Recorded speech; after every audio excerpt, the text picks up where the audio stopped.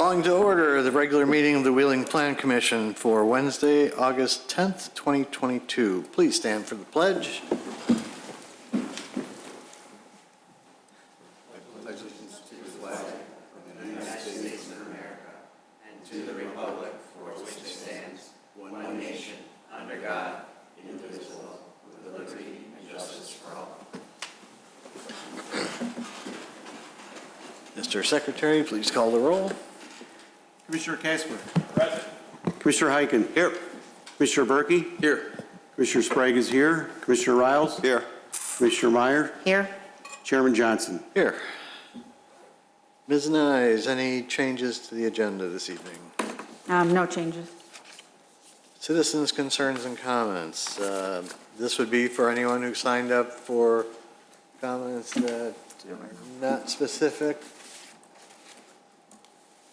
We have none. Okay. All right. So we have no consent items tonight, so we'll go right into the first public hearing, docket 2022-30.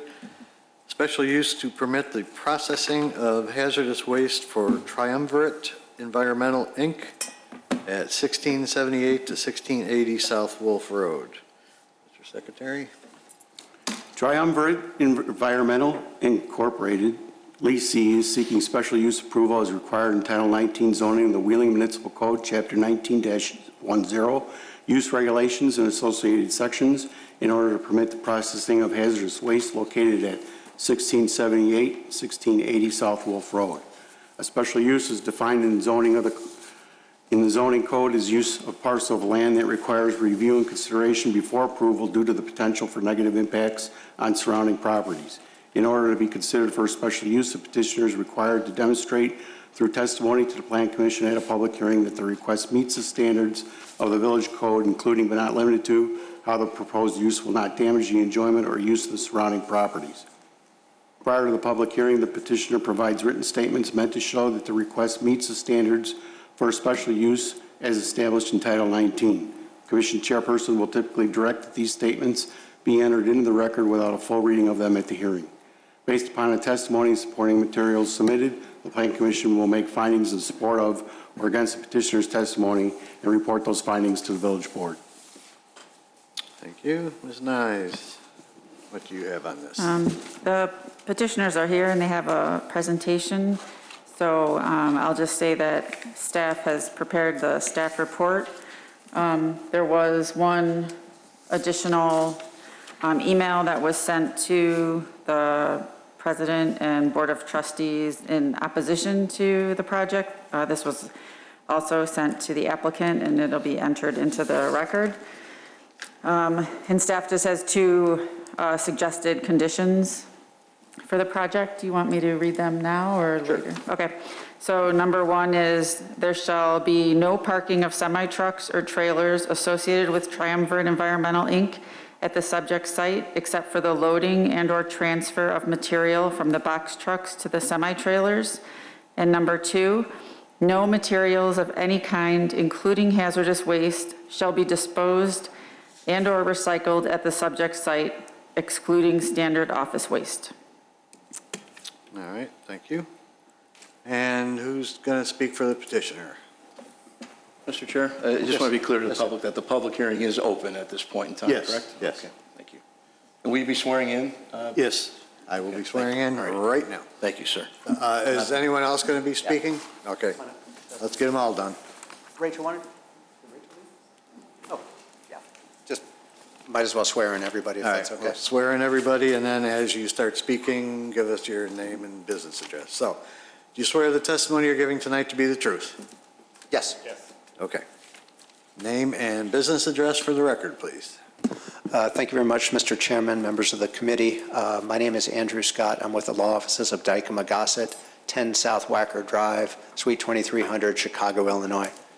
All right, and So, can you tell me how I can control the sort of move forward and move back? Or do I just have to say next are you slide gonna and we swear can them go from all?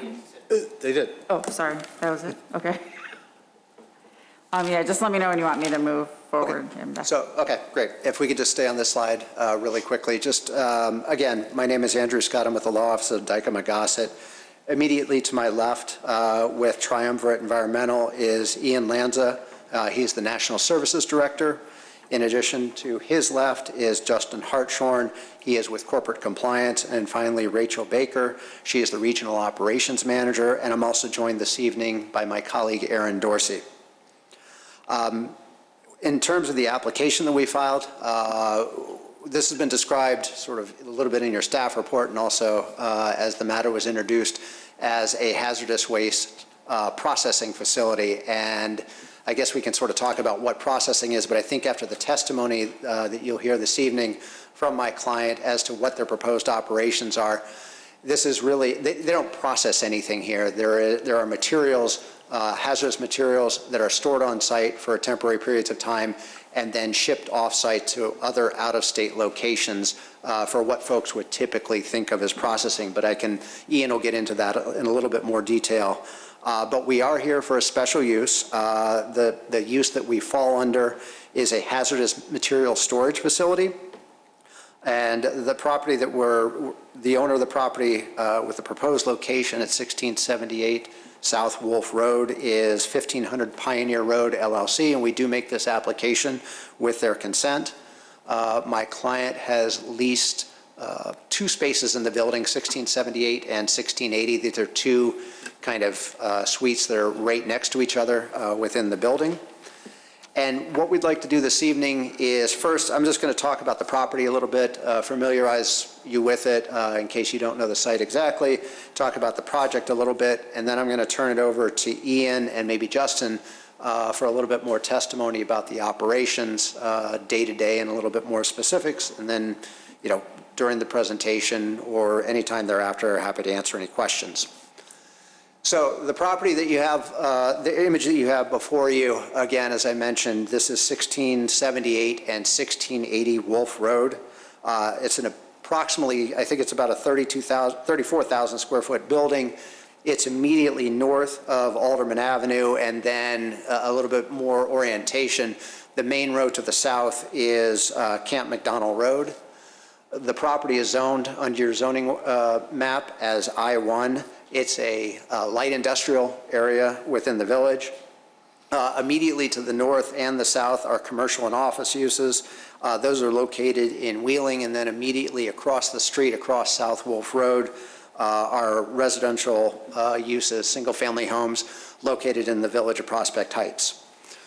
One of the things that was really attractive about this site, in addition to obviously being zoned industrial and having a lot of other, kind of light industrial users in the area, is the good access that the property provides. Obviously, there's good north-south routes of travel, and it's also it's located in close proximity to Illinois Route 45, that's Des Plaines Road.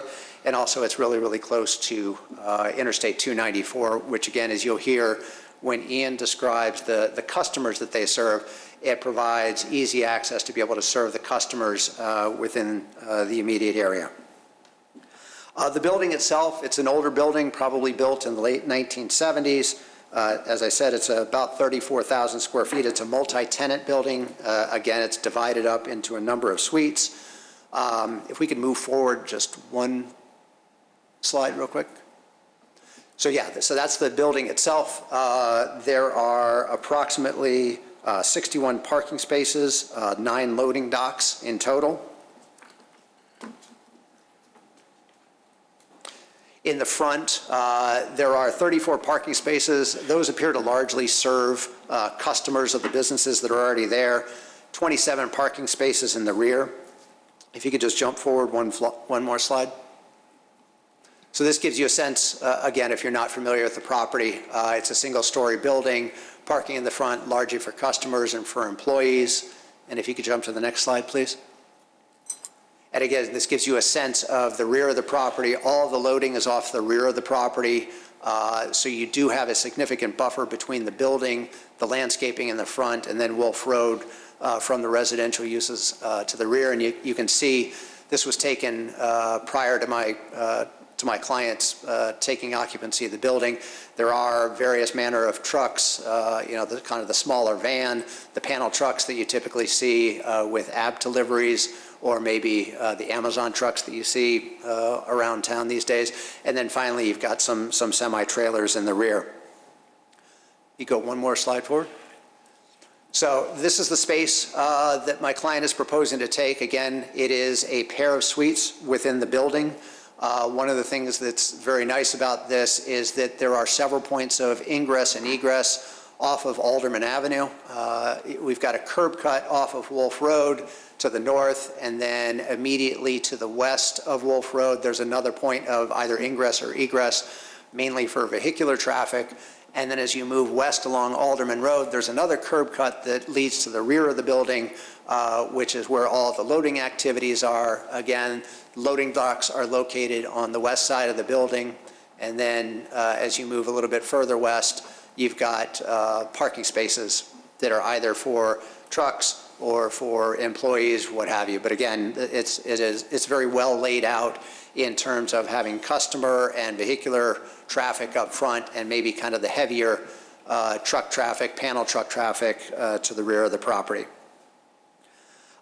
In terms of who's there today, it's a variety of tenants. There's a planning and design firm that's located there. There's a laminating company, and then finally a woodworking facility. So again, just in terms of operationally, they do fall within kind of light industrial uses as it's classified under the village's zoning ordinance.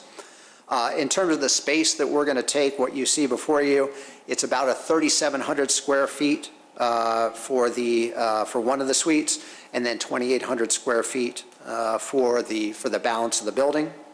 I'm sorry, for the balance of the space that they're going to take. And then if you could move one slide forward, I believe. Yeah, and so this is what the two spaces are going to look like. Again, north is up, so if you see where you've got the administrative and training areas, that is what fronts along Wolf Road. So Ian's going to talk to you a little bit more about how the space is going to operate. But again, towards Wolf Road, you're going to have administration, training. You've got the office spaces up there. And then as you move west, you have two warehouse spaces, and those are going to be used entirely for the storage of materials that are used in their operations. It is not going to be any kind of warehousing of hazardous materials. Ian's going to speak to that a little bit more, but I just want to put that to rest so that when you see warehouse, that's not going to be for long-term storage of any kind of hazardous material. It's only going to be for, the protective equipment that they use in conjunction with their operation, the materials that they use to store the hazardous materials, and other items that they use in furtherance of their operations. In terms of timing here, as I said, they have signed a lease and they've actually taken possession of the space. They are not doing any kind of hazardous storage on site right now, but the landlord was eager to get them in, and so they have begun sort of setting up for, at a minimum, office operations at this location. And then I think it's also important mentioning that, even before they signed the lease, even before we actually had an application on file, we did sit down, had a fairly lengthy conversation with your fire department. I don't think there are any comments from the fire department in the staff report, which I kind of take as a positive. I think it was a very good conversation because it did allow them to understand the operation, the types of materials that were going to be stored on site, and really sort of brought a comfort level to them as to what they might confront in the very, very unlikely event that they needed to visit the site. So we did sit down with what staff had recommended was one of the more critical staff departments here at the village, and as I said, we had a very good conversation with them. So that's the background on the subject property. What I'd like to do is I'd like to turn it over to Ian, and if you could advance the slide one more time, Marcy. And Ian's just going to talk. These, again, are the two spaces that we've leased within the building, and Ian is going to talk about the company, general operations, and then a little bit more into specifics of the operations. Thank you. Again, please give your name and business address for the record. My name is Ian Lanza. My Technical headquarters is out of 200 Interbelt Road in Somerville, Massachusetts. Thank you. Yeah, thanks for having us in today and the opportunity to talk about this project. Just a little bit about Triumverate. We are an environmental services company. The services we provide range pretty significantly from environmental health and safety consulting, which is really kind of a white glove service that we provide, as well as emergency response. So if there's some sort of hazardous material spill, we're the trained staff that could come in and clean it up and pick it up. And then finally, the transportation, disposal, and recycling of various types of special wastes materials. We specifically compete in a very small market. We're really only pursuing what we consider life sciences companies, higher education institutions, and healthcare institutions. And the reason for that is the types of materials that they're generating and the value proposition that we provide in the marketplace, very, very specific for those industries. In fact, that's how I ended up here, there's no other company that's really providing the types of services that we are. And we've had strong demand for these types of services for the past couple of years. Again, so that's how we've gotten here. This has been our model for 30 years. So the company's been around for 30 years. We have about, I think we have 27 offices across the country and about 1,000 employees across the enterprise. And again, most of our offices are in highly educated urban areas where there is, again, great higher education institutions, research hospitals, and life science areas.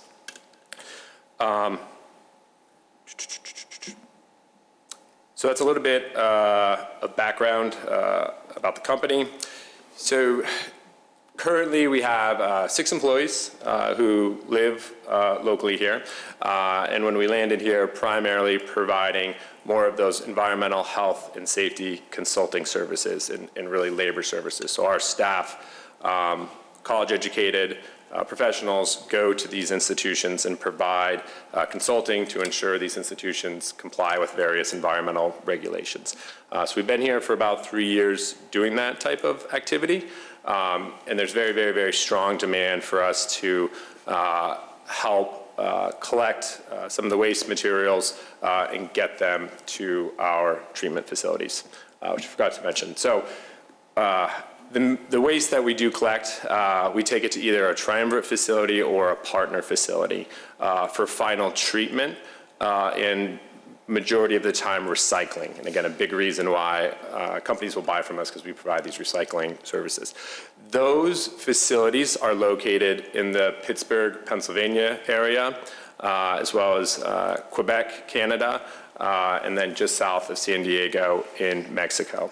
Our partner facilities that we send the material to are located in Wisconsin, Michigan, and Ohio. So that's where the waste is processed in my world and the regulations we play by. So that's where it's processed, where containers are opened, the waste is treated, and something is done with it, which is not what we're proposing to do here. So at this site, again, I got 6 employees now. The goal is to be able to double that or triple that in the next 3 or 4 years. So we're talking about a human operation of up to 15. If I do my job well and am successful here. The front of the office will be used for general administration for those employees. So there will be a few office employees who prepare paperwork, work on some of the compliance stuff, general management. The offices will also be used for interviewing of employee candidates, training of our staff, and so on.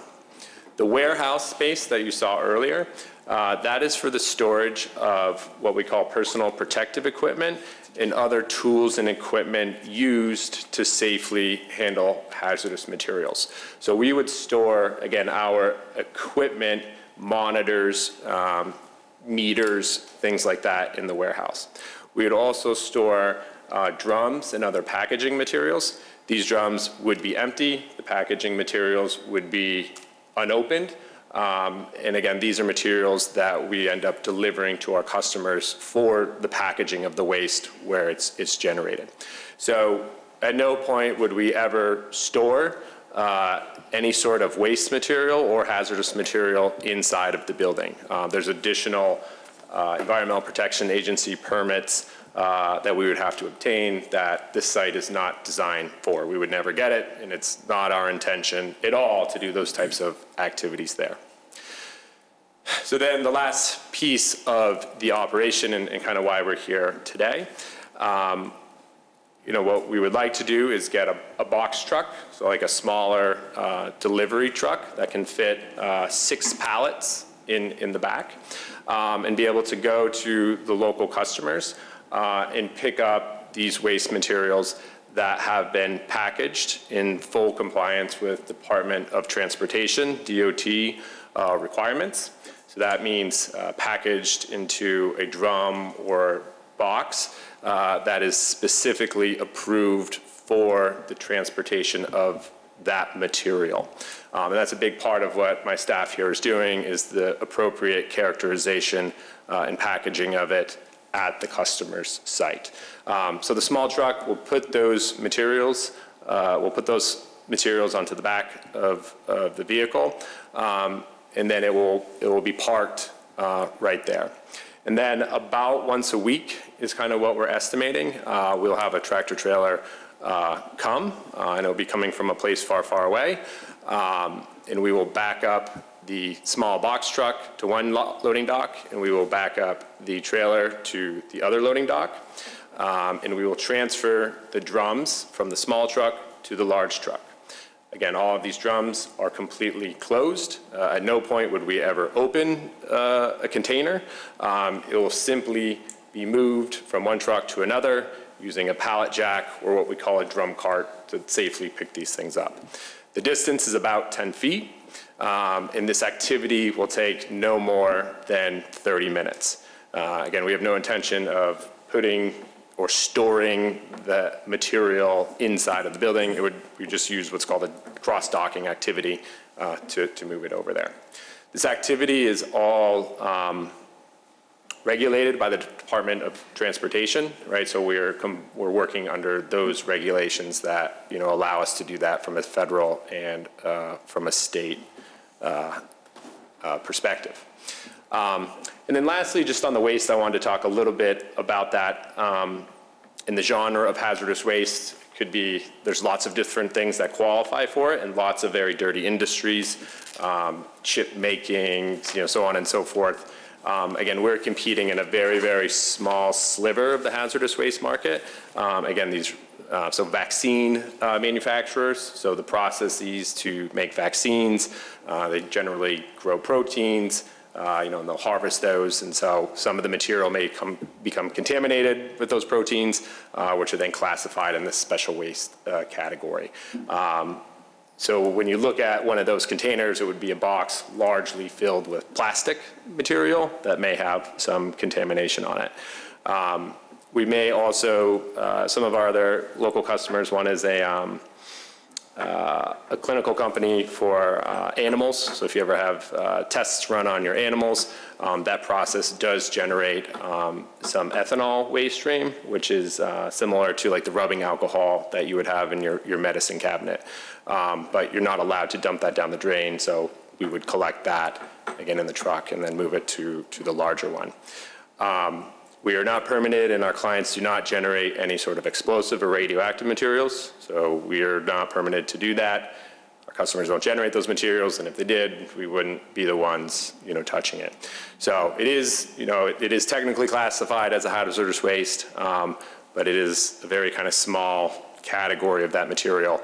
And again, our back-end recycling facilities are specifically designed to handle those waste streams and not others. And lastly, the general operation. Rachel's getting to the office around 7 o'clock in the morning, there until 3, 4, 5 o'clock. This loading activity would take place during those normal business hours. It's not something we're going to be doing in the dark of night or anything like that. It's not a 24-hour, 3-shift operation or anything like that. It would just be operation during normal business hours. I think that is all. Okay. Thanks, Ian. So I think you heard a lot there and sort of used the phrase, a picture is worth 1,000 words. So I think it would be helpful if you could visualize sort of what the operation would look like here. So if you could jump forward one. So this is an image, a little bit larger facility, but this is from one of their facilities in North Carolina. Again, this is the cross-docking activity that Ian had referenced. The vehicle that you see on the right, that is the one that would go out on a daily basis and collect the materials from, your Northwestern universities. I know there are a lot of universities here in the area, and pharmaceutical companies in the area. So that sort of gives you a sense of that truck would back up. They would roll their already stored materials across to the tractor trailer that you see there, and then that tractor trailer would move off-site and transport the waste to an out-of-state facility that is equipped to process and handle that type of waste. You go forward one more time. So this is what it looks like. This is the interior. This is what the inside of a box truck looks like, and this is what the packaged material that Ian was referencing looks like, that is getting moved from a box truck, and you've got the hand dolly there. Again, it may be a pallet mover as well, but you can see how it's packaged. And Ian was talking to me earlier. You've got different levels of packaging for different types of materials. Everything is within sealed containers, but there may be rules in place that require sort of a second set of packaging. So again, the image that you see before you is the type of operation that would be going on at the South Wolf Road site. Jump forward one more time. And again, just another image of how this is packaged. This isn't like a whole bunch of drums that are sort of sloshing around in the back of a panel truck. It's all very safely contained, sometimes double contained. And again, it gets moved from the box truck in containers such as this over to the tractor trailers, and then those are taken off site. One more time. And that really concludes our presentation. Again, this is obviously the facility that we're talking about here. We think this is a great opportunity. I mean, it's a great opportunity for Triumverate because of the customer demand that they've experienced in the area. We think it's good for the landlord because it leases up space, sort of helps out with his occupancy. It's a job creator here. You heard Ian reference before, hoping to triple the staff up to 18 or 20 over the next several years. And again, it's providing a valuable service to many institutions in the area that are located all around us, but we really never think about how things get from A to B. So we think it's a good opportunity for the village. We think it's a good opportunity for other businesses in the area, and we can answer any questions that you might have. All right, thank you. Well, this is a public hearing, and we have some people from the public that have signed up to comment on it. So first up, we have Gene Schreiber.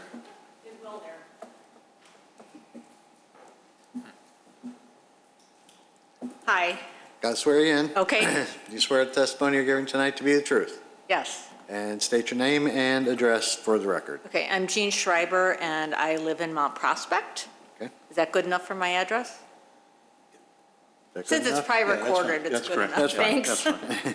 So I actually live in northeast Mount Prospect, which is a mile away driving from your proposed site, probably half a mile if you went as the crow flies or as the air blows. And I wanted to express concerns about having this waste storage facility at Wolf and Old Willow.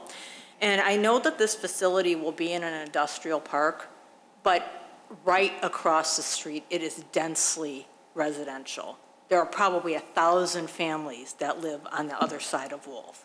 There are condos that are part of Prospect Heights, there are single-family homes that are part of Prospect Heights, and there are a boatload of homes that are part of Northeast Mount Prospect.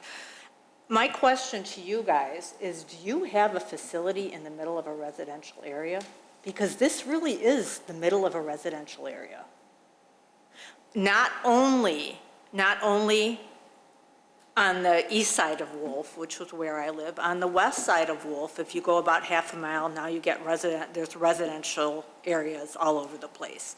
Really nice homes in Prospect Heights, there's some homes in Wheeling. And I just want to make sure that that's thought about and considered in this particular proposal. There's an elementary school about a half a mile away as the crow flies. Kids are walking to school down that block. I would expect and hope that before this proposal is given the green light, that the potential risks would be vetted by experts. And when I say experts, I mean infectious disease experts. I know that you guys are storing pathogens, or I believe you'll be storing pathogens. I believe that you'll be storing waste from chemotherapy, which is toxic. I don't want this to end up being that our community ends up in 30 years that we are a toxic community because of something like this, because someone didn't do their homework. I'm not saying that I know it all. I am not. I've learned a lot from your presentation, but I am a nurse by background, and I have been exposed to plenty of hazardous materials in my past, and I don't really want my kids or my neighbors' kids exposed to hazardous materials. I would like to live in a safe community. And that's what I have to say. And I just hope you guys are vetting this. I don't know that the fire department, I think that's great that they vetted it, but I think infectious disease and oncology, that would be a good place to vet. Thank you. Next on the list is, There were a couple of questions there. Okay. Maybe once somebody finishes speaking, we could Sure. let the petitioner answer the questions. One question was, do you have a facility like this in a residential area? The second question was, will you be storing pathogens on site?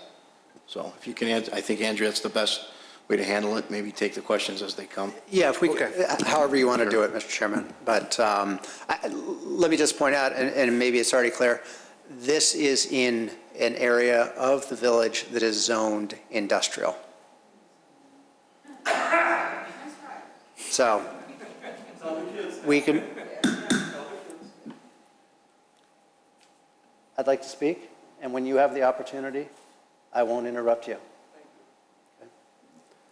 So it is an industrial area. Yes, there is residential across the street, and at the same time, you know, the operations, the transfer of the waste is going to be occurring on the west side of the property. There are already other businesses that are up and down Wolf Road that, you know, handle hazardous materials just in their day-to-day operations, the woodworkers, et cetera. So that's just, I would just point that out. I think everybody's already aware of, you know, the zoning classifications here, but I think that's an important distinction. But if, you know, obviously I'll let Ian talk about their 27 other facilities and sort of maybe similarities. I think one thing that's really important that, you know, we share Ms. Schreiber's desire not to have any exposures, to have kids safe, to have residents safe. And, you know, they operate in accordance with all laws. They've got a great track record in terms of operations. So again, we share the same goals to have a safe operation for everybody there.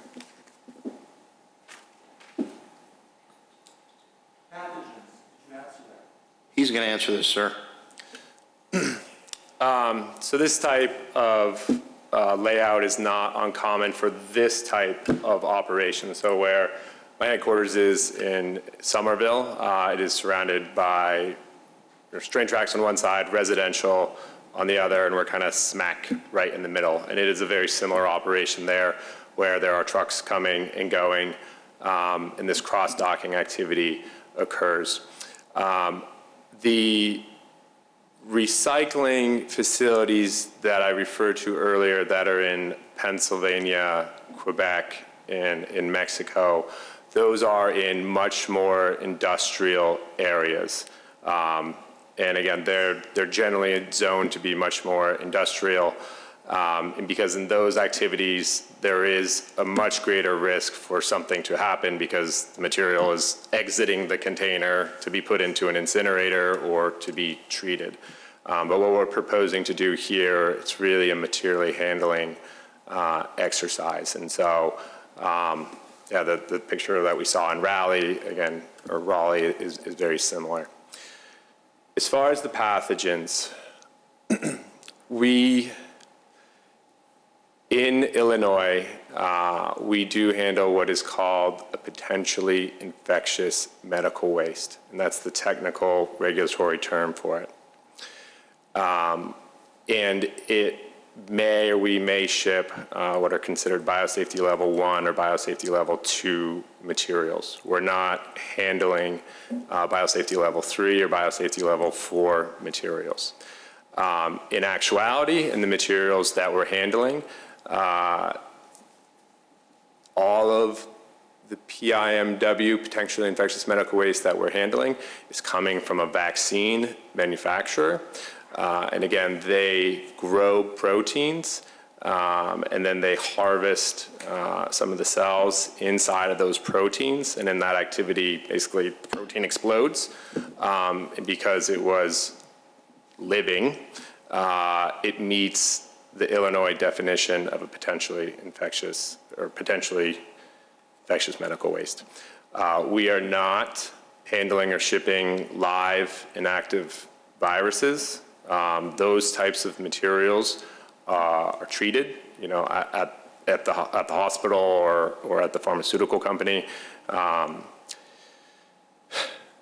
Yeah, I think that's the best I can describe it. So there's not going to be live viruses or anything like that. It's basically there's been things that have been derived from something living at some point.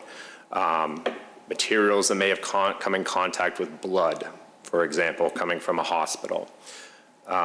So those are the types of potentially infectious medical wastes coming out of there.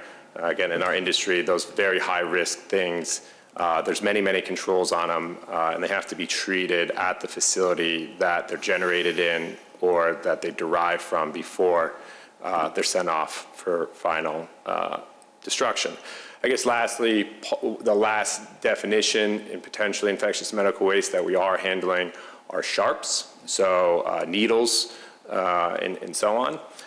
Those materials are packaged in specific containers that are regulated by the FDA and Food and Drug Administration and the DOT, which say, this is the type of container you collect a sharp in. You may have seen them at the drugstore or in a public bathroom. There's a little sharps thing. Again, those are very specifically designed to collect and transport a sharp material without causing harm to my staff, really, because they're the ones handling it and treating it, or really anybody. So we do have some of those on the vehicle, and that is an example of something that is double packaged.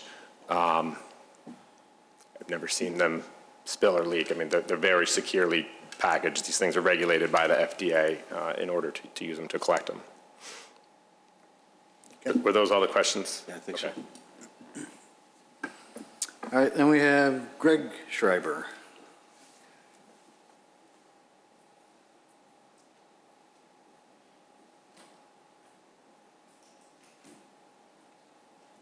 Please forgive my outburst. I'm a fervent believer in the First Amendment. Okay, well, I got to swear you in. Do you swear the testimony you're giving tonight to be the truth? The whole truth. Yes, And sir. nothing but. Okay. Name and address for My the name record. is Greg Schreiber. I live in Mount Prospect, about a mile from the facility. And the reason I'm here is I wanted to talk about pathogens. They will be having pathogens. There's no way they can prevent it. They just admitted to HIV, HBV, and HCV. That's hepatitis and AIDS, in case you're interested. They admitted it when they invented the sharps. People with HBV have a 30% chance of passing that along to somebody if you get stuck by a sharp. It's about 10% for HCV, and it's about 1% for HIV. That's half a mile or less from a school. Those trucks are going to be delivering those packages in a residential area right past the school. That's my concern. My concern is also the animal waste from the laboratories that they just admitted that they're going to be picking up stuff from. There will be pathogens in that as well. I looked this up on the EPA website. My background is drug development. I'm a scientist undergrad. I went out east to study. I got advanced degrees from Northwestern. I worked for Abbott, Glaxo, and R&D, and I brought products to market, quite a number of them. I worked in a very complex regulatory environment with the FDA, EPA, and others. One of my jobs was to do risk mitigation. And I look at this and I think, wow, it's too bad somebody about 40 years ago looked at that benzene tank at Camp Lejeune and said, you know, maybe I ought to have an expert look at this before I sink them into this groundwater here. Because now there's a Superfund site and billions of dollars in lawsuits. You can see it on the TV right now, Camp Lejeune. Anybody here Marine? Anybody spend time at Camp Lejeune? You can see the advertisements right now if you go home tonight, and you'll see it. Benzene's causing cancers to our heroes. We didn't know about it then, we know about it now. And that's what I'm saying that we need to be aware of. I actually support what you guys do, because I used to work in those laboratories. But this is a heavy residential neighborhood. There are areas of Illinois and in the Chicagoland area, and I know who you're targeting. I worked at them. I went to school there. This is not the right place for it.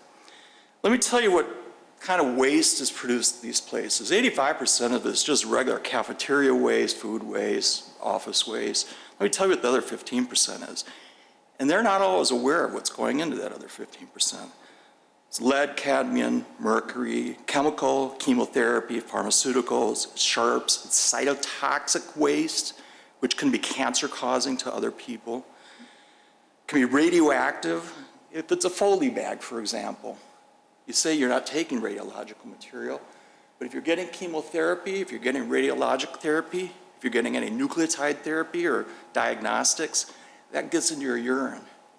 That goes into your Foley bag. If you're getting chemotherapy, that gets in your Foley bag too. If that goes out, if they're giving the mice these medications, that gets into their waste, gets into the straw, into the bedding, and that gets then into the hazardous waste material that's output. How do I know this? I've dealt with it. That's how I know. These guys do an important job. They really do. We should applaud them and really wish them well somewhere else. And I mean that. I've got two things I want you to think about. NIMBY, not in my backyard, because at some point you're going to be going for re-election, and we're going to be looking at this. I don't live in Wheeling. I won't be voting for you either way. But there'll be people who remember this. They certainly will. And they're going to wonder if you actually vetted this correctly. For example, my wife recommended infectious disease. I think that's an outstanding idea. I think an oncologist looking at this, and a public health expert too. These are things that will help mitigate your risk long term. Not just to see what they're doing currently, but also to see what their growth plans are. To work with them, to help them, to guide them, to make sure that they're doing the right thing. And if they don't like that, they can go somewhere else as far as I'm concerned. But every organization grows. What they do today changes tomorrow. And that I fear. Because what they take in today might change tomorrow. And you might not be aware of that. And I want you to think about that. And I want you to think about Camp Lejeune and other Superfund sites. And think about unnecessary, absolutely unnecessary risk that you may be bringing to this community. Get some experts in here. Medical experts, real experts. I'm kind of an expert, but I wouldn't hire me for this. Get some experts. Thank you very much. Thank you. Gentlemen, comments? Response?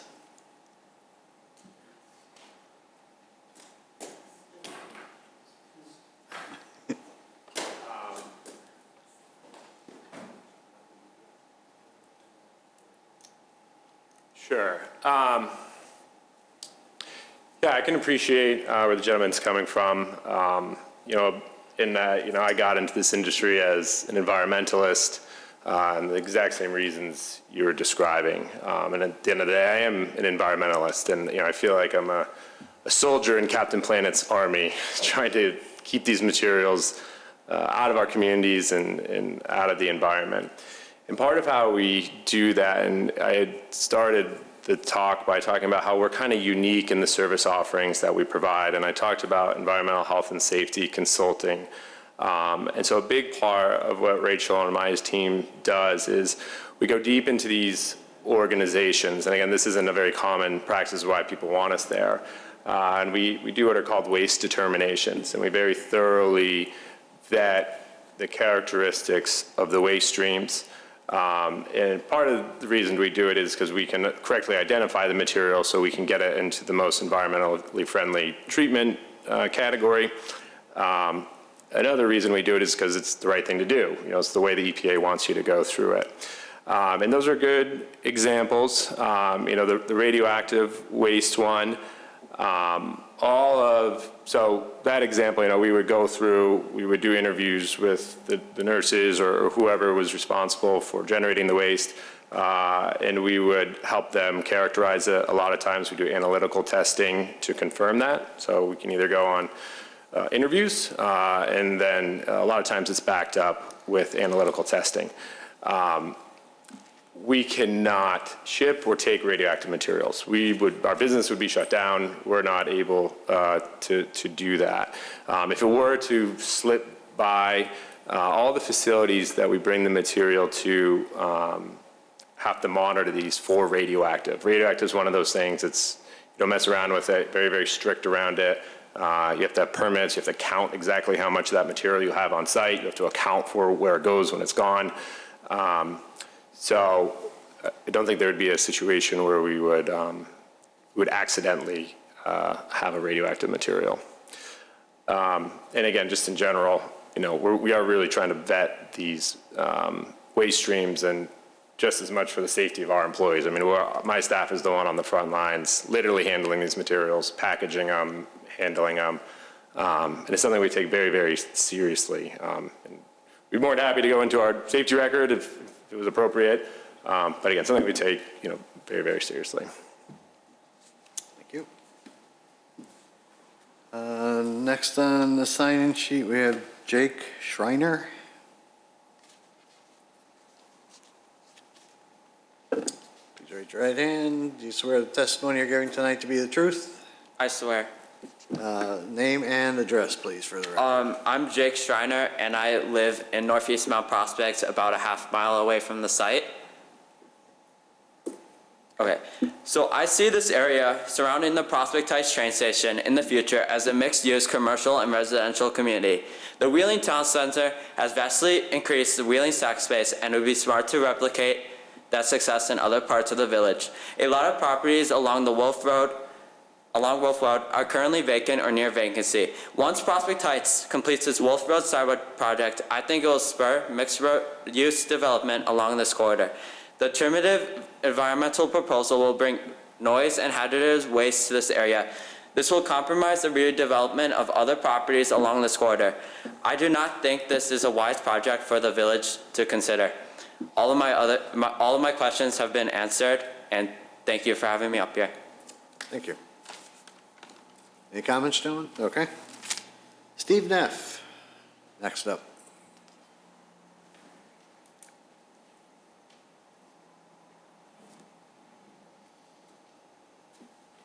Raise your right hand. Do you swear the testimony you're giving tonight to be the truth?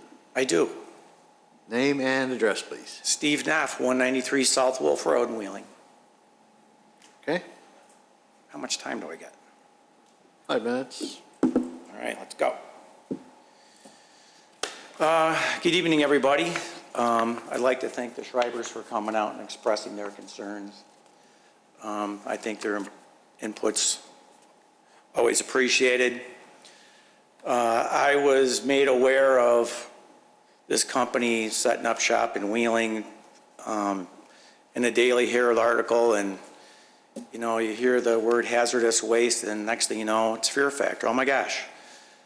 Are they going to be incinerating? Or is there going to be toxic ooze going into my storm drains? So what I always do is, all right, who are these guys?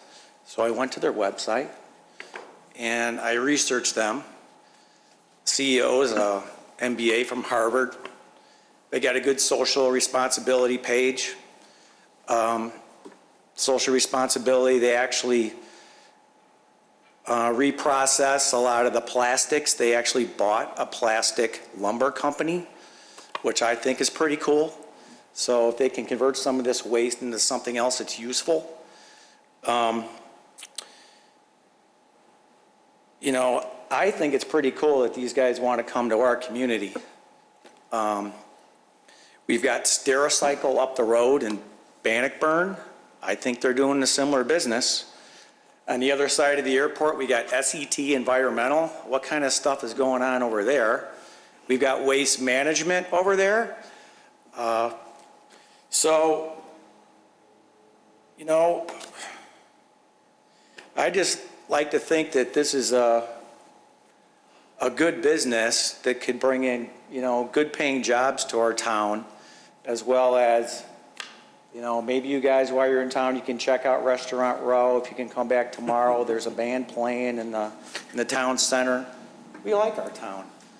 And I'm not always up here trying to promote something. Usually I'm doing the other direction.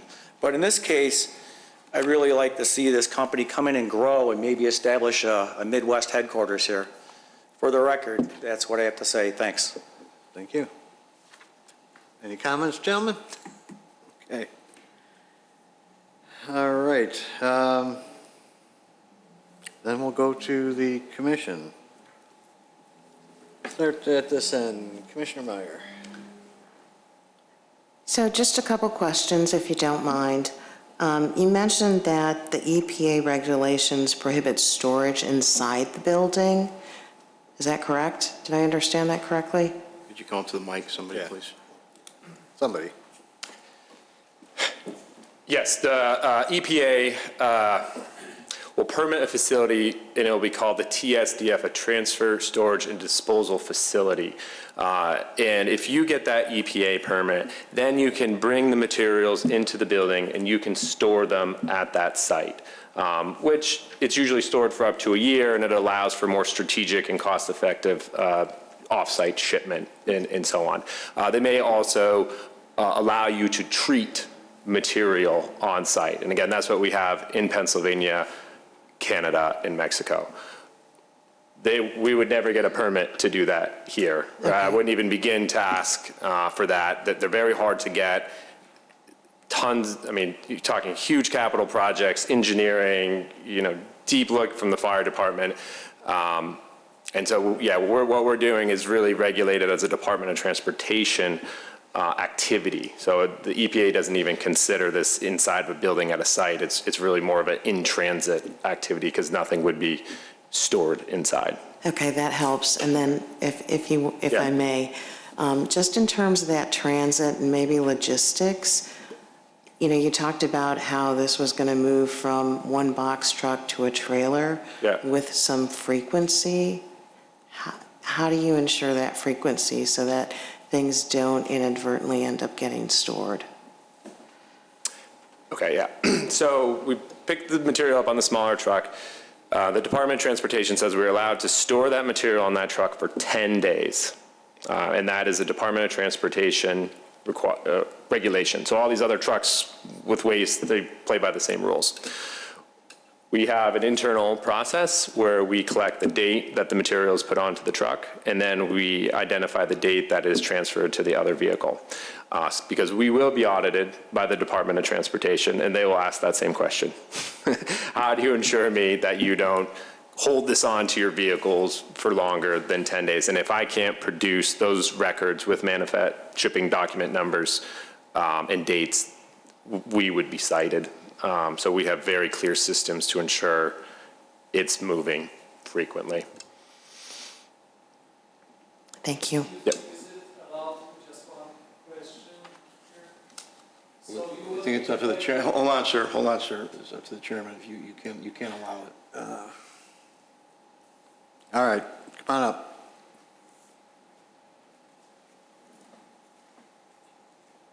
Do you swear the testimony you're giving tonight to be the truth? I do. Name and address, please. Jacek Schumann, I am in Wheeling, very Could you close spell to your name, please, and your address? Jack, last name is SZUM. Just one question for the for you, basically.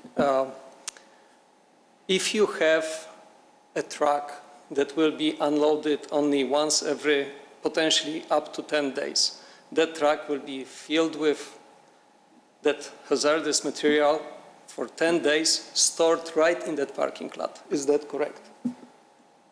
For overnight, this truck will be just sitting there full of boxes for potentially up to 10 days. If we have kids running around, doing some mischief, there is a potential for them to get into the truck, open the box, and then what happens? We might have a big problem on our hands. To be honest, I would feel more comfortable with all of that material stored inside that building than in that little truck. That's all I have to say. Thank you. Comment? The DOT also requires us to have what's called a DOT security plan to prevent any sort of tampering or terrorist activities. It actually came from the 9/11 stuff. So we have very specific protocols around locking vehicles, double locking, so on and so forth, security, to ensure that won't happen. So that's something the DOT has thought of as well. And again, those are really more around terrorist activities. So they're very robust. And that would be part of, we would have to have a DOT security plan for this. And as you stated earlier, your permit would not allow you to store it inside. No. And the special use permit that we're seeking, it is to just keep it on the vehicle. Because that's our understanding. The parking lot counts as the site. So that's why it had to be zoned this way. Okay. That's all I have. Okay, Commissioner Riles. Thank you, Mr. Chairman.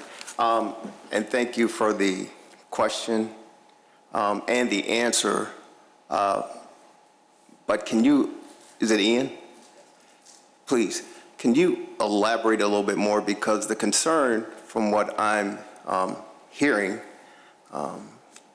from the public is the protection. If you have up to 10 days of this toxic waste material sitting in trucks on your location, and I understand, the security parameters put in place. But for me, it doesn't seem that would be enough. I don't know anything about a child, mischief. I understand kids will do things and venture into, things, of course. But can you elaborate a little bit more as far as the protection of these vehicles? Because, and I understand terrorists, but if someone wanted to seriously do something, and we're talking long term, right? We're not talking a week, a year, we're talking long term. I mean, please explain to me and everyone the detailed security regarding these trucks that could sit in your location, your premises, for up to 10 days. Mm-hmm. Justin, do you feel comfortable going into more details on that? Did we get your name and address? No. You got just sworn in. Justin Hartshorn, 200 Interbelt Road, Somerville, Massachusetts. Thank you. Yeah, your concerns are about the protection. So as Ian mentioned, every facility that we operate like this, and we have 14 in the country right now that we have basically exactly like this. And some of them are in residential areas nearby. We've never had an issue so far with any kind of children getting into a truck or whatever. But as Ian mentioned, we are required to have a hazmat security plan as part of DOT. Regulations just around having hazmat in transit. So every site like this will evaluate individually to see what the security looks like, and we'll put in place whatever parameters we need to make sure it's secure. So in this case, it would be making sure that the trucks are locked. All the trucks have a roll-down door in the back. That would have to be securely locked. We could have cameras in place, monitoring, security just to get into the building. Depends on what, our corporate team would evaluate. But those are kind of the basics of what you would see with any kind of hazmat security plan for this type of setup. And as I said, we've got 4 of these facilities in California that are very similar to this. We have one in Raleigh, North Carolina, that's very similar to this, that's kind of open in the back with the parking lot like this. We've never had any issues. We've always had everything secure and have had no problems. Another question I have, in the attorney, is it Andrew Scott? Yep. Hang on. You mentioned everything that the company and the facility will benefit, meaning the higher education institutions, the pharmaceutical companies, and you kind of just touched on the benefits of wheeling, meaning you're going to hire 18 to 20 people within a matter of years.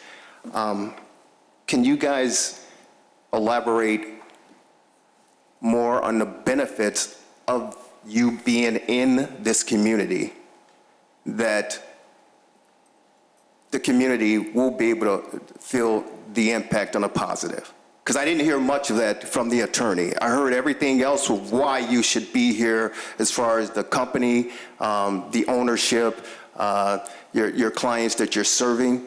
But as far as the residents and people in this community, what benefits outside of 18 or 20 jobs that you're going to produce over an extended period of time, outside of that, what benefits with your company coming here to Wheeling is this community going to feel as a positive impact?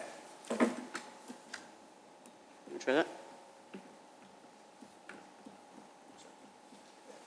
So I think it's a combination of several items, as we talked about with the jobs, and I think Mr. Neff hit it on the head in a couple ways. I think it's important, you bring new jobs and new businesses to the community, and where are they going to shop? Where are they going to go out to lunch? So I think there's you've got this economic multiplier effect that occurs within the village. So other businesses within the village will also benefit by their presence. And I think Mr. Neff also referenced, and Ian didn't really probably go into it enough, about the nature of what a good corporate citizen they are in general, just in terms of the recycling side of sort of this waste material into new and productive items. So I think the other thing that's a benefit to the village is that you get a good, strong corporate citizen.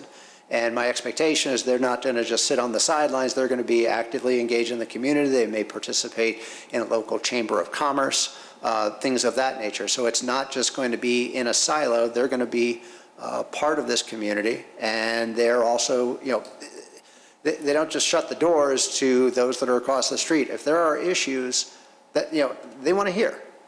And they're going to engage with folks. If there are issues about, sort of the operations, it's an open door policy, and they are available to discuss any questions, concerns that may arise during the course of their operation. So I think that's, again, just to sum up, you get a good corporate citizen in the village of Wheeling that cares about the community that they're coming into. And I think you also get a company that is going to be a job creator and hopefully, a solid tenant at this location for many years that's going to support other businesses in the area. I mean, that's a good answer.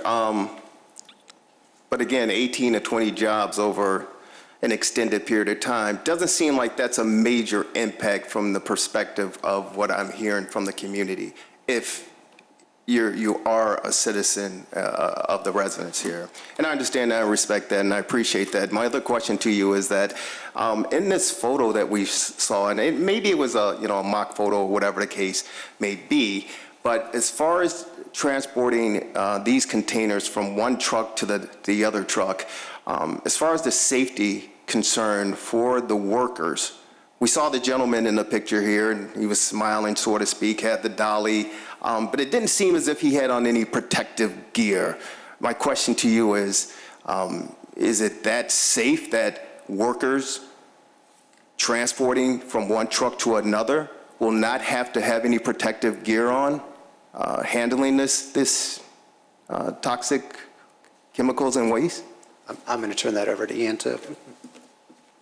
Just on the other part too, and I'm not going to get the, just as far as the community, when we were speaking to Captain McGreal, I believe it is, from the fire group, one thing we did talk about is, so this staff is fully trained in hazardous material operations, and we will have equipment at this facility. We're going to use it in everyday operations for our customers, but if there were some sort of spill, local spill, you are going to have trained professionals with equipment that could support it. And so that was something we had talked quite a bit. My understanding is he's a hazmat professional, himself. So we talked about that a little bit. So if there were a gas truck to tip over on South Wolf Road, we would have some trained personnel and equipment that could potentially help facilitate that. And just, so then that's kind of part of this conversation as well. So we do tons of training around the compliance, packaging and shipping this material, and the safe operation of this material. So this person is wearing what is called level D personal protective equipment. He's wearing steel-toed shoes. He's wearing a work uniform. So we have a uniform service. He's wearing gloves, and he's wearing safety glasses. And so for because we're in the hazmat space, every job, every time we encounter a hazardous material, we go through what's called the risk assessment. And we go through it and we identify what are all the potential ways we could potentially get injured doing this. And then we use administrative controls, engineering controls, and personal protective controls to protect ourselves from it. So again, you see a dock plate here as well, which will allow him to put those boxes on the dolly. So he's using a tool to move those boxes. It's going over that ramp there. We would have the exact same thing at the site. So this is something we will look at very closely. If that gas truck did dump over, some of the stuff we will be storing on site are SCBAs, which are a package with air in it. And you put a mask on, and then you wear the full hazmat suit. So sometimes we wear that equipment when we are at our customer's site. They have what are called waste rooms, where they'll take smaller containers and we'll pour them into larger containers. And this is an activity that only occurs at our customer sites. And we do that because it's cheaper for them to get rid of it. But that personal protective equipment allows us to do that safely. And part of that analysis is we would do air monitoring with it. So some of the equipment we would be storing in the warehouse would be personal monitors as well as meters. So we would take a reading with full, contained air, and depending on what those readings were, we would determine what the right personal protective equipment was. And then we have meters for if there is a live active spill or something like that. We would always enter a potentially hazardous environment with the full protection. So with the SCBA, we're breathing in oxygen from the tank, so we're not going to breathe in any toxins. And that's how we would initially do some sort of review with the meter. Yeah, so I know that just kind of describes it, but so every activity we do have a risk assessment. I care deeply about our employees and don't want them to get injured, and those of you in this kind of field know that safety is also part of the bottom line, right? We don't want, so there's large impact for us to make sure that everybody's safe. And one final question. I appreciate your time. I don't mean to take up all the time, but I think there are important questions that I certainly want answers to, and I'm sure people here and tuning in want answers to. But your company has been around for 30 years, correct? Yes. And the one gentleman that was here representing his community, and we all know that we've witnessed incidents that have taken place throughout history and recently where there have been some toxic spills or waste or whatever the case may be, and people living in those communities later on, 10, 15, 20, 30 years later, have cancer. Right. Based on maybe the soil or whatever the case may be in respective areas. What has your company done in 30 years of existence to offset that or research it to find that we have to take these particular precautions for the next 30, 50 years to make sure that we can, to the best of our knowledge, avoid such devastating repercussions from your company, if you understand what I'm saying.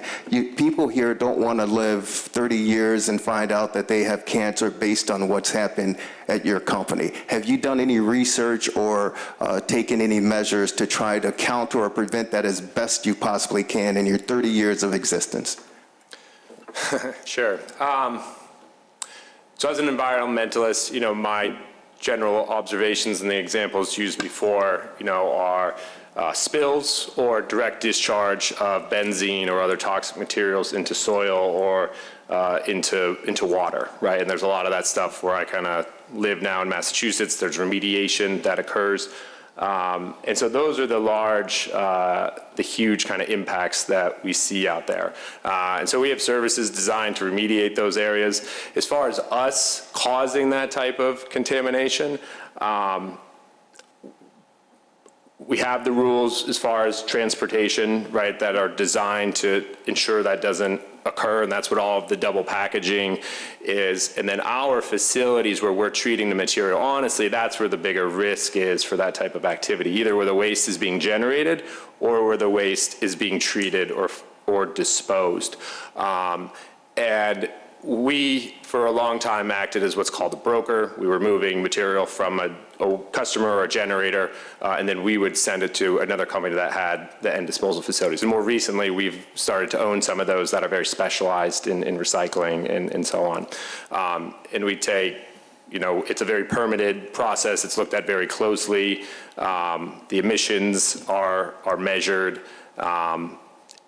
It's right now, as far as disposal of those materials, it's a very robust system in the U.S. right now where nobody's just dumping stuff into the water or into the ground or anything like that.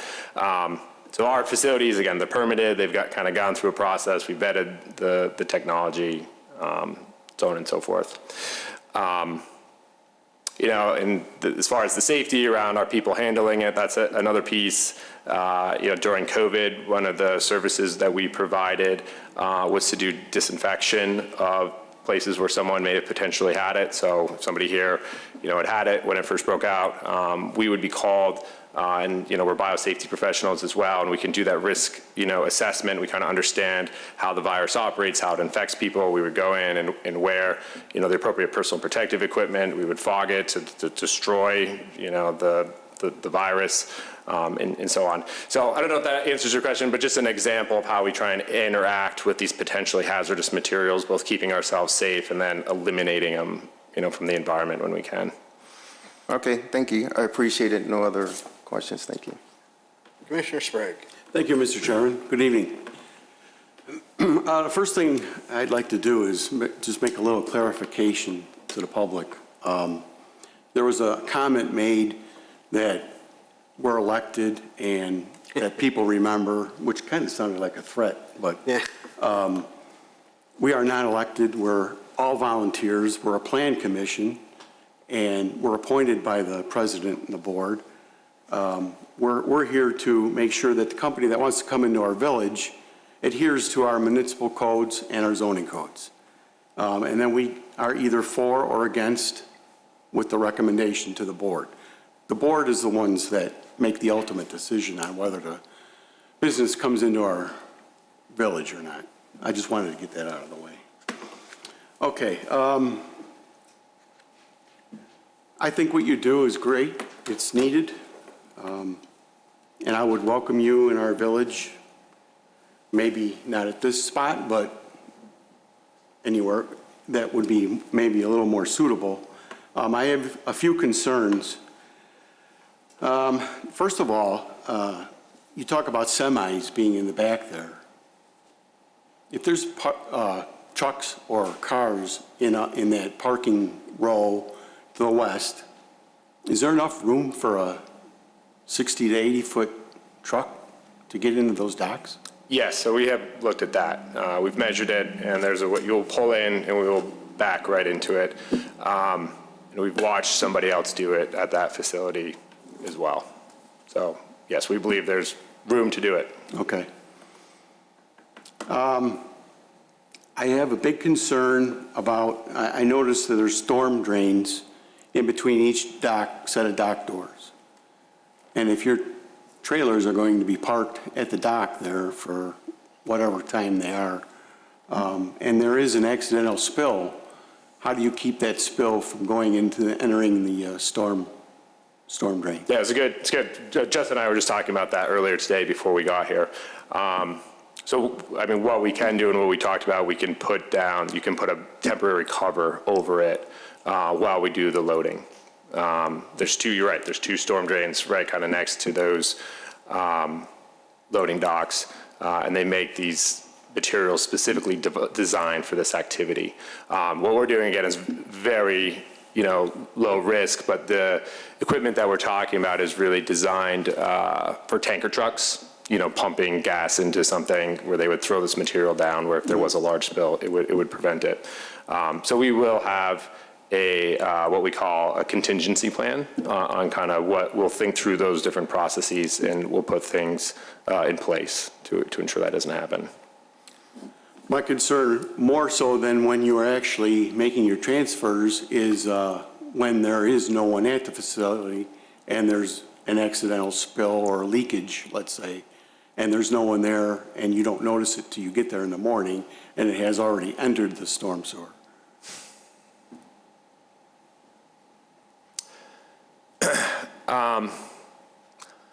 So it's highly unlikely that would occur because the containers are designed to transport this material, from place to place.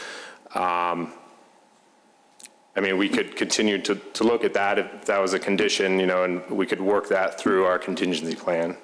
There's generally not additional controls for the material sitting in trucks. That's just generally how it works because the risk is so low. We definitely don't want storm drains to be impacted. If they are impacted, we're going to clean them up.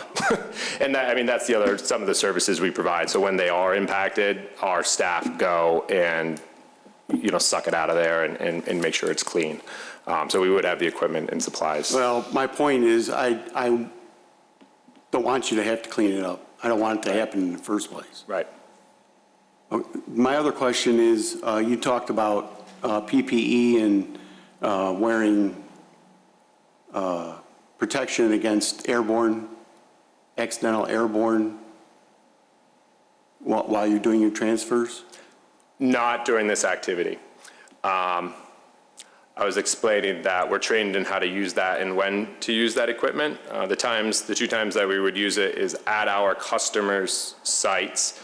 A lot of times in research labs, they collect waste in small containers and we pour it into larger ones. So we do that at our customer's site, and in that case, we would wear it. Or in the incident that the gas truck dumps over on the side of the road and they needed our help cleaning it up, we would have the equipment to do it. The risk assessment that we go through with this process, there's not going to be any airborne contaminants, so there's no reason to wear respiratory protection. Our biggest concern is honestly material handling. That's our biggest risk out there. So can you guarantee that there would never be any kind of airborne hazardous waste that would blow from the winds come from the west normally to the east, and that's all houses to the east? Yeah, these activities aren't going to generate that type of hazard. Again, everything is securely packaged in the vehicle. If there was any sort of decanting activities, the pouring of material, then that's something you got to consider. But we are not at all proposing to do that because this facility is not designed, for that. Yeah, that's kind of what I'm thinking too, is that this facility isn't really designed for this type of use. Well, for the decanting and the treatment of material, we feel like it's designed for exactly what we're proposing it to do based on other models. It's designed for it. It's perfect because you have your dock doors next to each other as they are, but the location is not really suited for this use. I don't think. We're not with the homes to the east and the storm sewer situated where it is. I just don't think I can recommend it to the board. Yeah, I guess the one comment I would add, the risk of that occurring is, I won't say zero, but very, very, very low. It's never, we were even talking, it's never happened to us before. I have a hard time even envisioning a scenario where that would occur. So. Okay, thank you very much. Yep. That's all I have. Commissioner Sprague, if I could just elaborate on a couple of things that Ian said. I think it's very important, 2 points. Number one, just in speaking with Justin, I mean, the questions you raise about a potential spill, very, very appropriate question, good question. In the 5 years that Justin has worked at the company, across all their facilities, there's never been such an instance. I mean, you can't, there are no guarantees in life, but they have an excellent safety record. And I think another thing that's worth keeping in mind, you say this isn't the right facility for this type of thing, but this is zoned light industrial. And I think that the other businesses that could go in here, other light industries that could go in there, they are handling potentially hazardous waste with far fewer safety protocols and far greater opportunities of risks of a spill, be it airborne, be it getting into the storm sewer system. So I think just sort of in terms of the appropriateness of the location, I think that what you have here is a company with a really good safety record that properly and very safely handles hazardous materials, and other uses that could go here could be a lot worse and a lot greater risk to the community. Thank you. Commissioner Berkey. Thank you, Mr. Chairman. Good evening. What about odors? Will there be any sort of odors that'll be coming out from that facility? No, there'd be no odors. That's part of the requirements for packaging it and getting it out there. Okay. So the other question I have, and I know that there's some kind of guidelines that we've set in place here, but the petition is for permitting the processing of hazardous waste. So what I've heard so far is that you're going to be storing it, not processing it, right? Correct. Maybe Marcy. I can maybe clarify that. So, and Jim, correct me if I'm wrong. So it's just kind of a matter of how it's defined in our zoning code. So the category is processing of the hazardous waste. Just the actual storing of product in a vehicle in itself doesn't require a special use. So processing it is what fits. Okay. It's the best use from the use table to apply to this particular petitioner. Yeah. So my concern is that how do we know that this doesn't turn into something more than just having it on site and Something more than you see on the picture here? Yes, right. We are happy to live with any reasonable conditions that the Plan Commission would see appropriate to ensure that it doesn't take place. We're telling you right now, it's not going to. This is the operation that you see today, and this is what they're going to be doing going forward. Okay. I don't have any more questions. Thank you. Commissioner Heiken. Yeah, most of my questions have been asked and answered. The one thing that has not is, can you give us safety record for any of your other facilities throughout the country? Any other incidents or any of that other stuff? Yeah, our safety record is pretty good. From the transportation and warehousing industry, it's about 3.8. For our company, it's about 1.5, so about half. Excuse me, what does that number relate to? Oh, sorry.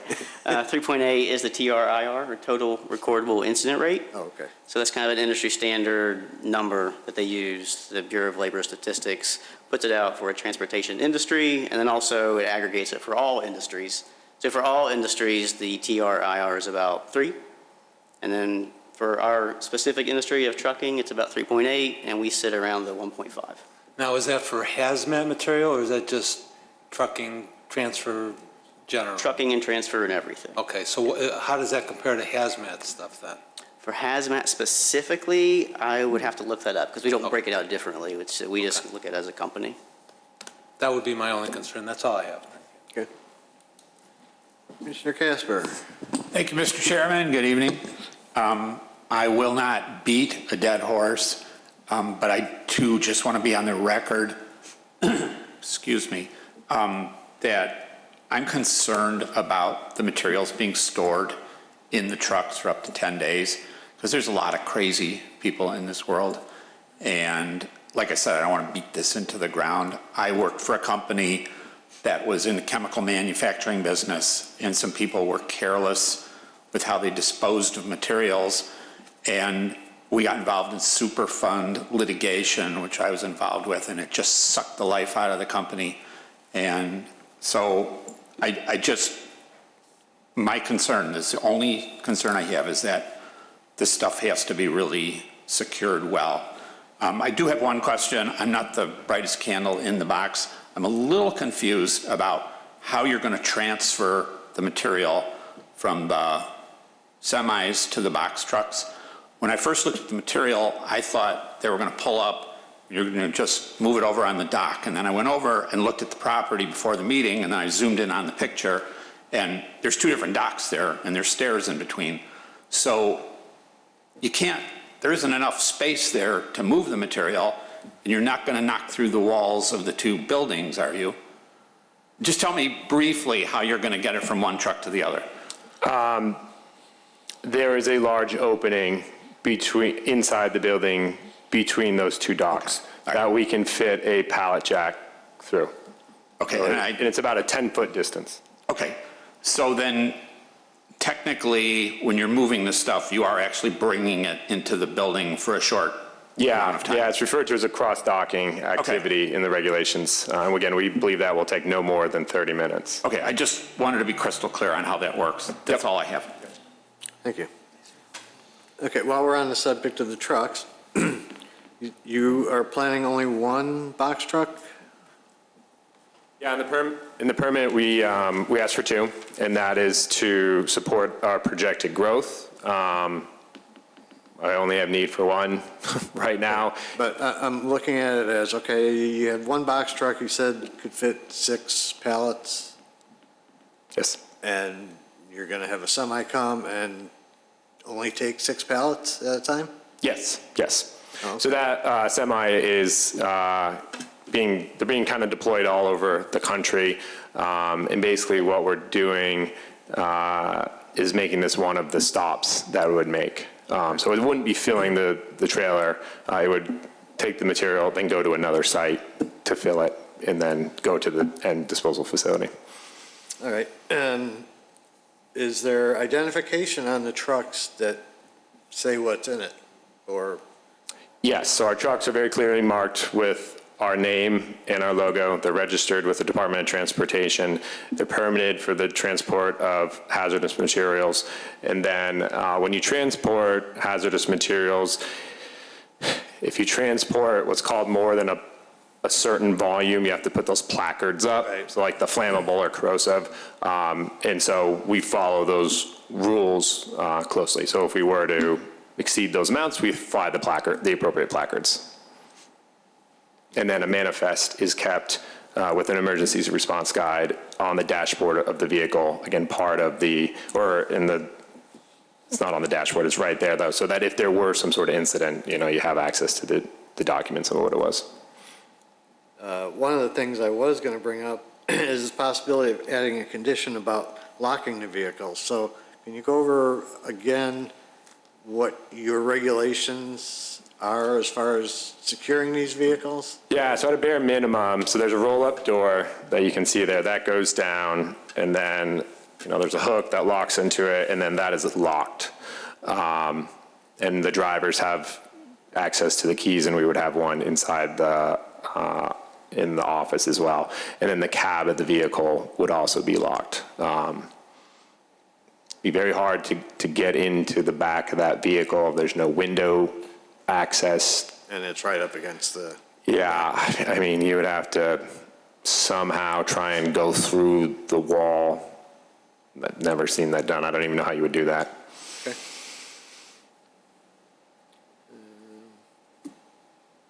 Inspector Nemec, there's been a lot of comments about fire department. Do you have anything to add? You know, we looked at this, as Ian said, we had a Zoom meeting with him and Chief McGreal and some others, took into consideration the materials that they were going to be bringing in, keeping them in the boxes or in the trailers. The way that they package them, overpacking them, making sure they're protected inside there, we feel comfortable with it. As somebody mentioned before, you know, we have set environmental in here. These companies that do hazardous material cleanups, they're overly cautious in how they bring that, you know, material, because obviously they're the ones that clean it up, so it'd look really bad if they're spilling it too and stuff. So we felt good with their processes in regards to, you know, securing the material, and as I mentioned, it's not radiological and that kind of thing. So we felt good. We actually talked to Ian a little bit too. We obviously have hazardous materials teams. We respond on hazardous calls throughout the village, and we actually saw them as kind of a resource, and they do training and that kind of thing, that we could actually kind of do some partnering up with them and training our hazmat teams and that kind of thing. So we did feel comfortable with their processes. Because I'm sure we have some much more hazardous places than this. Definitely, we do. All right. I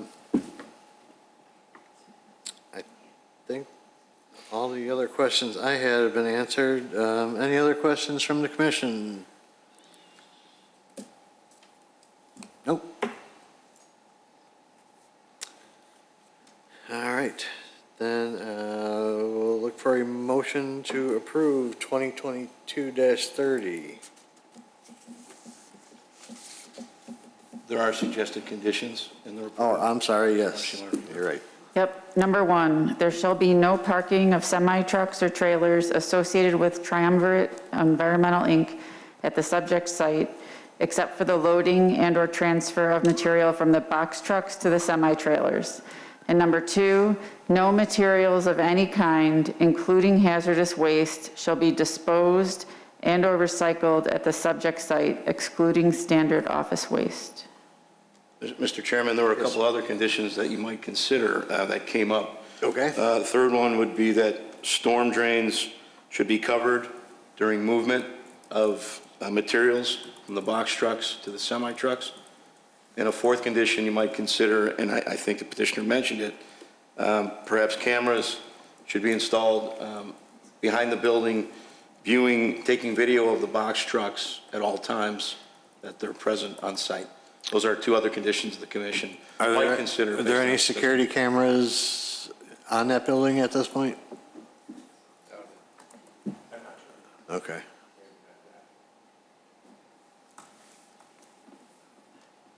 Yeah, it probably would be a good thing. Okay, so I'll poll the commission on those 2 suggested additional conditions. Number 1 being a camera in the back that would watch over the trucks. Everybody in agreement on that one? Yes? Agreed. Okay. And I'm sorry, what? The other was that storm drains. Oh, the storm drain. Covered during transport. Covered during transport. Movement of materials from the box trucks to the semis. Agreed. Agreed. Agreed at the other end? Okay. Yes, okay. You want to? Sure, she wants testimonies. It's closed. You got a question about testimonies? Testimonies closed. Well, we haven't closed it. Okay, it's up to you. Someone's asking. Okay, come on up. I apologize and thank you. I've never been to a community meeting before, Okay, so well. I didn't know. Gotta swear you in still. Jennifer Jones, I do you swear the swear that I testimony will tell the truth and all of the appropriate things. And your address, please. And I live on Sienna Court in Wheeling. I am a resident of Wheeling. I have sat here and respectfully listened to what the representatives from the company are proposing. I am not here to be contentious, but I am here to remind you that I live in the community immediately next to where they're proposing this facility. I recognize that there are many other things going on in Wheeling that may be more hazardous. That doesn't mean that we should add more. My son is 12. He goes to Frost School, right on the other side of Wolf Road. We go by that facility every day. There are community walking paths, recreational paths right there. When we go out in our community to go walking, we walk right up Foster, we walk down to Old Willow, we come back around. I would propose, I appreciate the increased security measures. I think that that's essential, whether nefarious, curious, mischievous, whatever the reasons are. People are people. And I would respectfully request that it not be in this location. I am all for community development. This is not the development I would like to see. That's all. Thank you. All right. Okay, the last two conditions were storm drains shall be covered during transfer of materials from box trucks to semi-truck. And the fourth is cameras shall be installed behind the building viewing the box trucks. Does that make sense? Does that make sense? Yeah. All right. I'd like to entertain a motion to approve. So moved. Casper Second. and Berkey. Commissioner Casper. Yay. Commissioner Berkey. No. Commissioner Heiken. No. Commissioner Sprague is a no. Commissioner Riles. No. Commissioner Meyer. Yay. Chairman Johnson. Yes. So we have 4-3. 4-3 noes.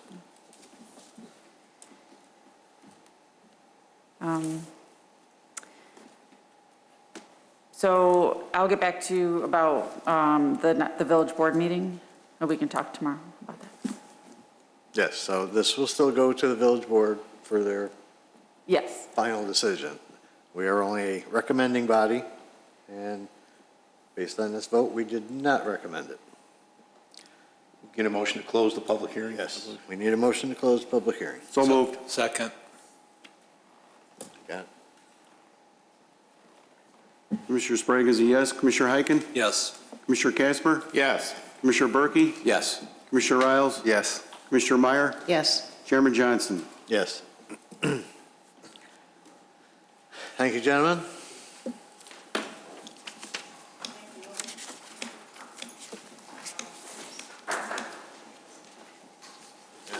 Should this be available to view later? Yes. Yes. Usually takes about 3-4 days before they, It's on the village website under the plan commission. Okay. yeah. does it take to get to the board? This will be at the, which board? It could either be on Monday or next month. It'll be, the agenda for Monday will be posted on Friday, so you'll be able to know by Friday if it's going to be this next coming Monday, the 15th, or the following month.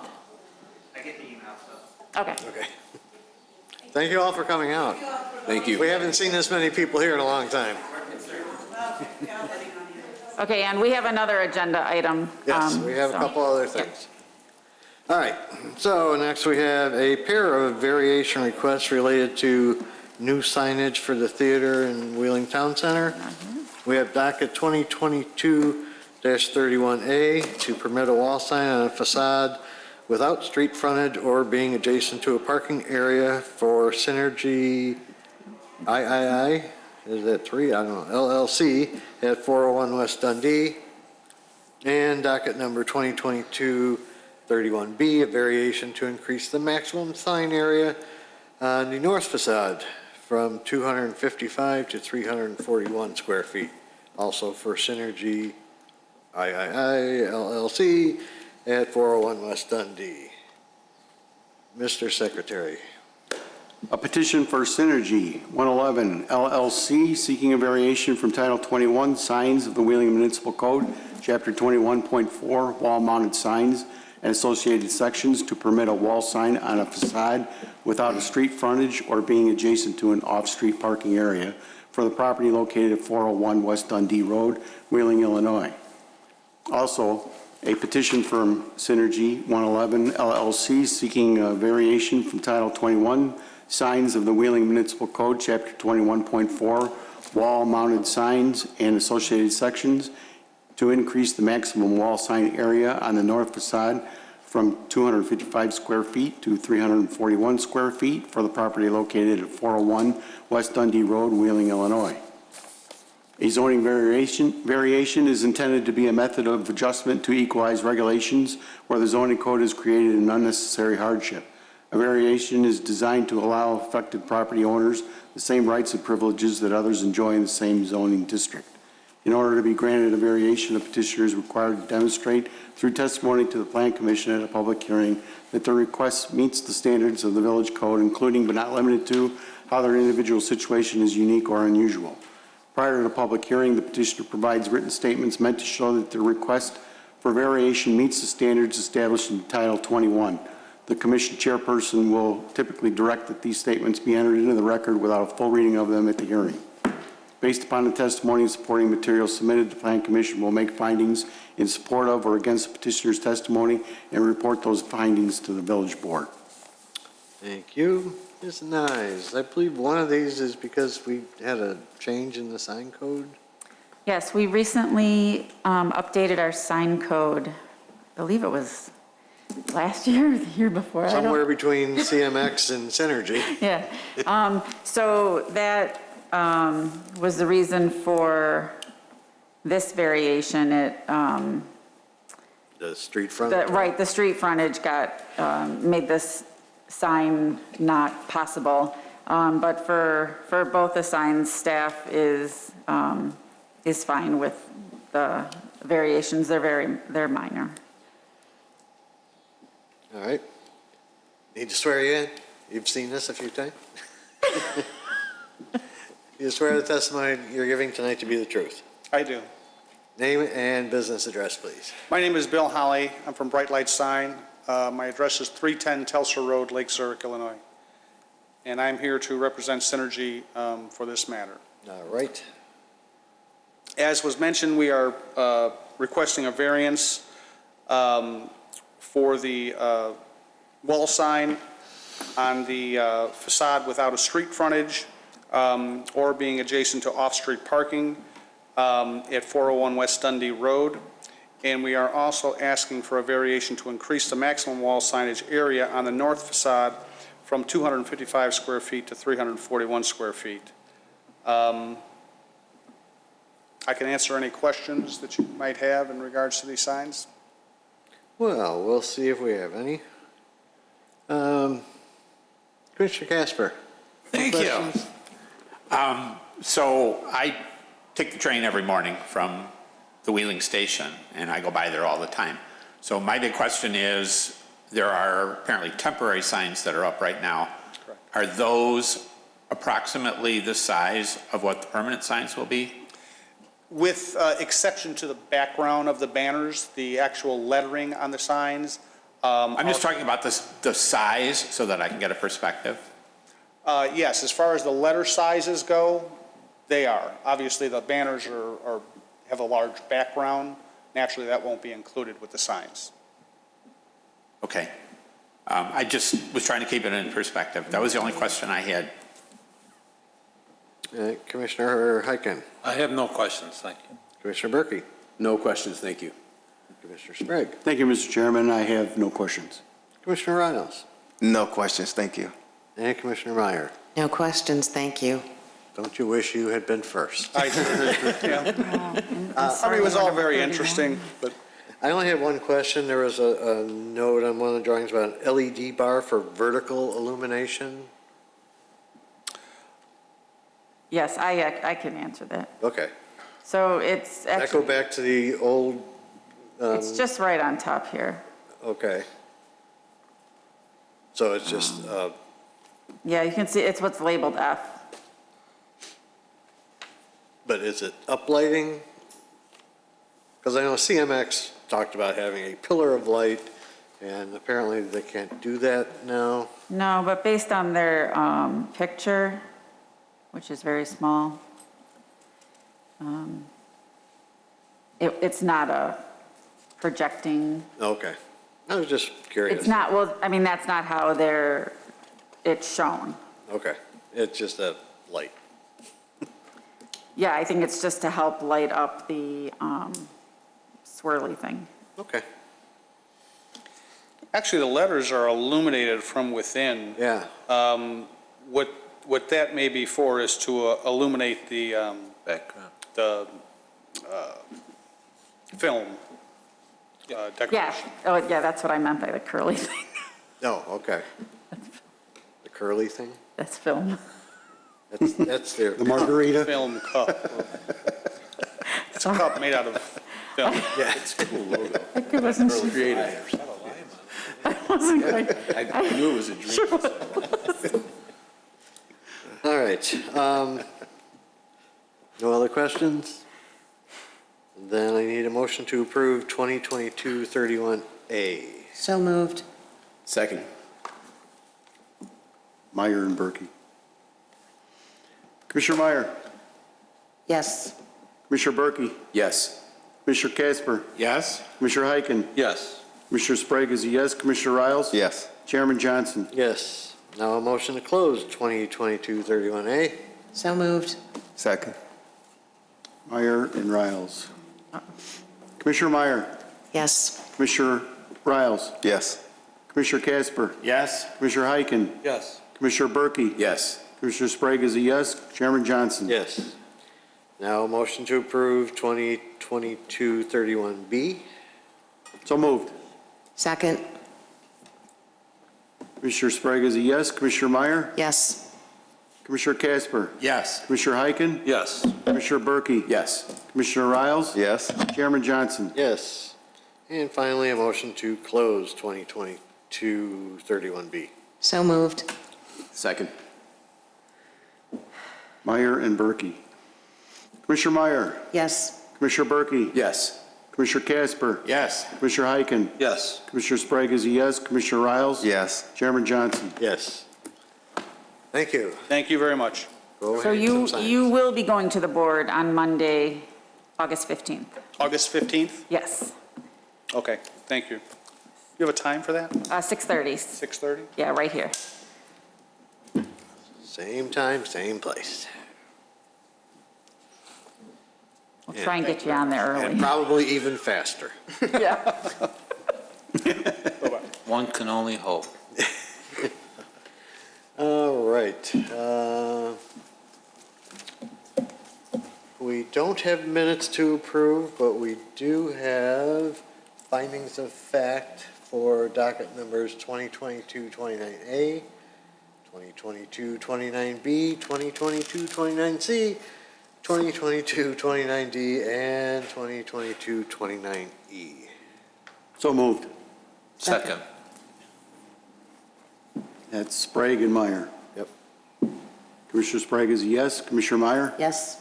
Commissioner Casper. Yes. Commissioner Heiken. Yes. Commissioner Berkey. Yes. Commissioner Riles. Yes. Chairman Johnson. Yes.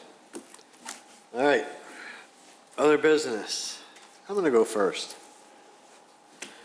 We need to elect a member of the commission to serve as Secretary Pro Tem to cover for Secretary Sprague when he is absent from a meeting or when he's acting as Chairperson Pro Tem in my absence. The latter will be the case at our September 14th meeting, at which I will not be in attendance. So, do we have any volunteers or nominations for this position? I did hear from one commissioner, but, It's just an. Volunteer. all right. So, then we need to take a vote on. Well, I would say this, to take a vote on an item, it needs to be specifically laid out on the agenda. What you can do is sort of poll the commission. Okay. Just get their opinion, whoever you're suggesting, get the commissioners' opinions, and then at the next meeting, when that's going to take place, at the beginning of the meeting, you should take the actual vote. All right. So Yeah, you can I thought it certainly, should be on the agenda. you can certainly get, you can poll the commission. Yes. Yep. So, while we can't officially vote him in, is there any objection to Commissioner Casper serving in that position? Okay, so get it on our next agenda for sure. Because that's Yes. the only one before the next.